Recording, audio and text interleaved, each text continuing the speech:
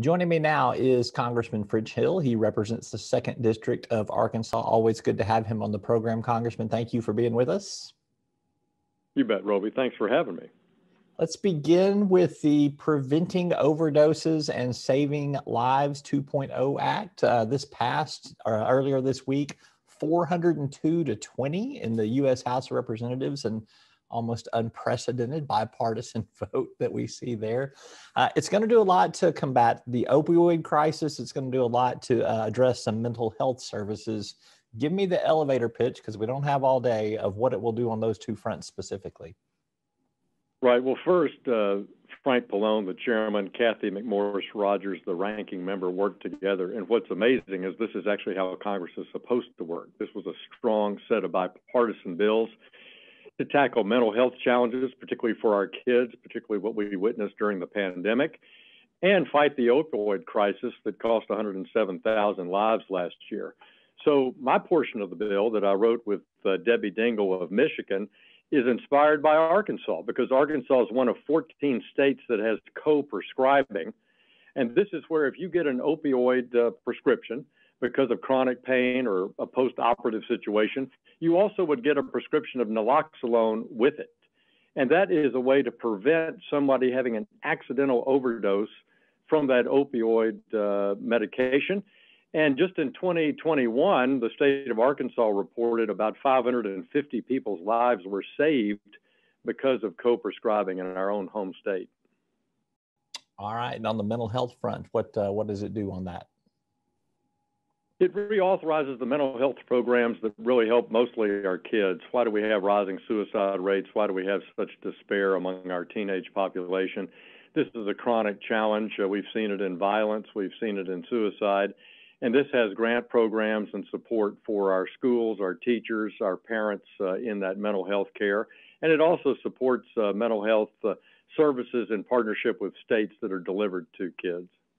All right. Well, congratulations on being part of a bipartisan solution on that. Like I said, it's rare. It's almost like that ivory-billed woodpecker that we think that exists somewhere in the Delta woodlands of Arkansas. Let's turn our attention to inflation. It's the big topic of discussion in the economy. It's a big topic of discussion in Congress. It's something you have talked a lot about in some recent interviews and on your social media feed. I want you to give me an honest assessment of why you think inflation is spiking so much now. And I'm going to grade you on your honesty, because there is some bipartisan blame here, and there are some things outside of politics that are controlling some of this inflation spike. Tell me what you think is driving all this. Yeah, well, I think it's been coming since the pandemic. I think their principal causes are, of course, the classic definition is too much money chasing too few goods. So we have both demand stimulus side issues that have caused inflation, and on the supply side, we have challenges. So both have contributed to this sharp inflation, the worst we've had in 40 years. Let's start with the pandemic. During 2020, no one knew what was going to happen to our economy. There was a lot of mystery in February and March and April of 2020. And so the Congress had an unprecedented amount of authorized and appropriated spending, about $6 trillion, that if we knew then what we know today, we would not have spent that much money. We could have much better targeted solutions in and around the pandemic. Secondly, the Fed also set up an unprecedented amount of $5 to $6 trillion of programs to help business as well. So in 2020, you have immense stimulus with trillions of dollars being spent. So that's a key contributor. That is stimulating demand beyond the amount of money that's needed. You come into 2021, and President Biden adds fuel to that by passing $1.9 trillion in the American Rescue Plan. And that was a huge additional fiscal demand and stimulus that Larry Summers, the former Treasury Secretary and advisor to President Obama, said should not be done, that there was still over $1 trillion unspent but appropriated, and it would really have the potential of leading to inflation. So that's the demand side equation. You're right, it is both in 2020 and 2021, but that extra spending in 2021 really was a major contributor. And how do we know that? Because even last night and this week, you see $1.9 trillion held in deposit in a reverse repurchase agreement at the New York Federal Reserve Bank. That just means there's far too much cash that was released into the economy.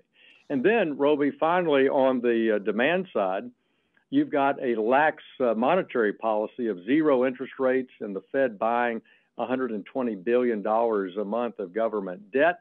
And they didn't let their foot off the accelerator either in the fourth quarter of 2020. They've kept that up really literally until the last few weeks.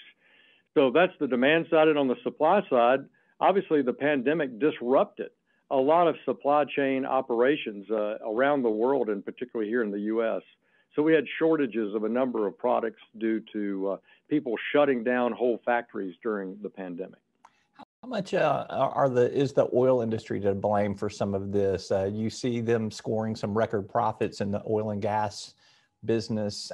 They could certainly up production more if they wanted to in at different levels, but we don't see that happening. We see those gas prices rising. Is there a little bit of corporate blame to be spread there?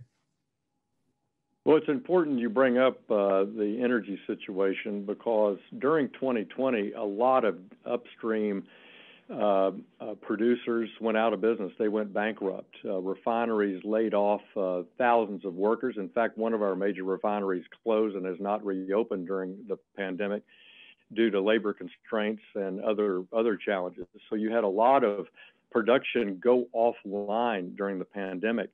Just before the pandemic, we were producing 13 million barrels a day in the United States. We were energy independent. And as we came out of the pandemic, we were down to just over 11 million barrels a day. And that created a major supply demand issue as the economy reopened. And now you have this international crisis. So two comments about energy.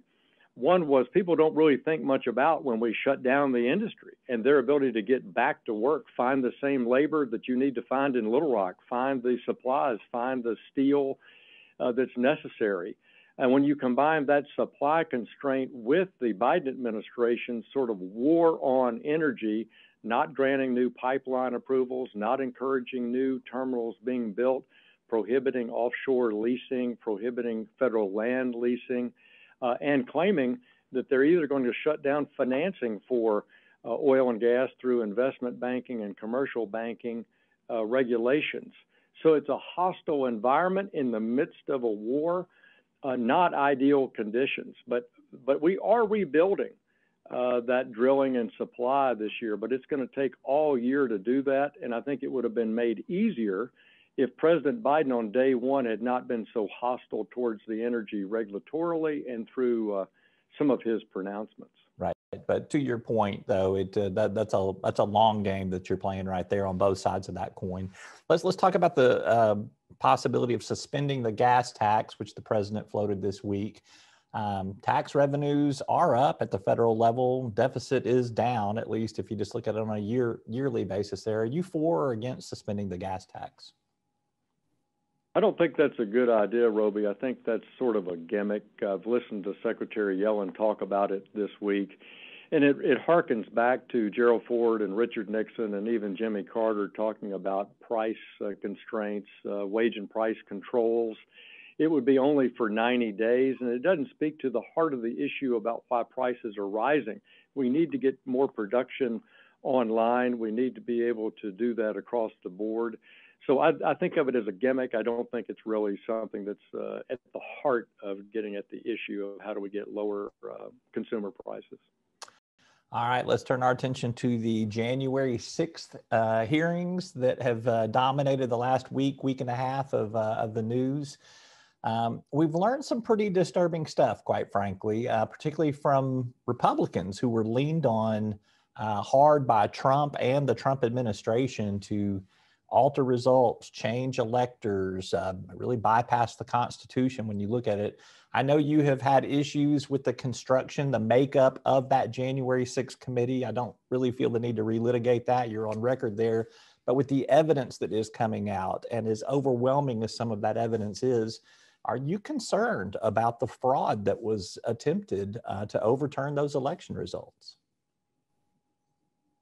Well, I think it is, and I won't relitigate that point with you, but I did support the fully bipartisan commission, equal members and equal subpoena authority, and I'll tell you why. Because in the Pelosi committee, that's not fully bipartisan and actually breaking precedent of the House in many, many ways, she puts off limits her own emails, her own office staff interaction with the sergeant at arms on calling out the National Guard. And that was a key issue why I thought it ought to be bipartisan.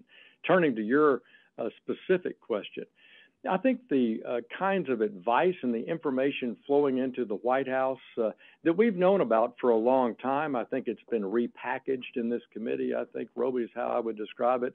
The John Eastman memo and some of these people who were running around the White House with their suggestions that something different could happen on January 6th.